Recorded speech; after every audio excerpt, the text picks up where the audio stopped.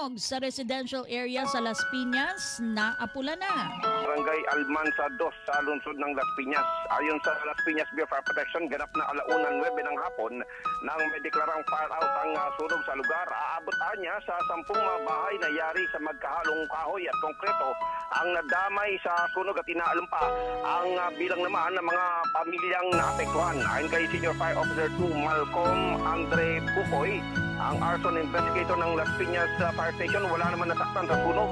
Pero naging pahirapan ang pagpula sa sunog dahil may tuturing na fire trap ang lugar ng pinangyarihan nito dahil iisa lamang ang dadaanan papasok at palabas ng compound.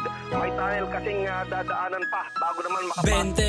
20-26 Enero ng umaga, petsa 16. Papasok ng trabaho, maaga na aalis. Tahimik ang lugar at may ilang nagwawalis. Ito'y normal lang naman sa lugar namin na matao. Sabay kilos na agad pagdating ko sa trabaho.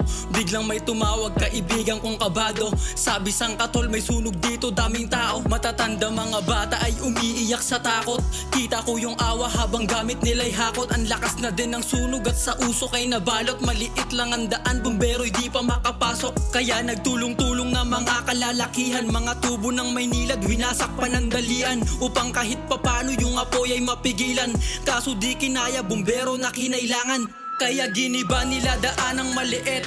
Pinilit makapasok, daan man masikip. Para maapula, lugar namin masagip. Kaso sa tagal, 10 bahay na hagip. Pero pasalamat kasi di natupok lahat. Pero may hiling kami, sana inyong matupad. Bigyan kami ng daan, yun lang ang aming hangad. Kasi wala kaming pakpak para lang makalipad. Kundi sinira yung pader, mga bahay ay ubos. Baka matulad na kami sa sigarilyong upos. Kami nananawagan sa inyo ng lubos. Palakihin na yung daan, maulit man yung unos. Hindi biro, masunugan, masakit tanggapin. Taon pinaghirapan, biglang lilimasin. Alaala ng tahanan, mahirap alisin. Pero kahit masakit, handa nilang tiisin.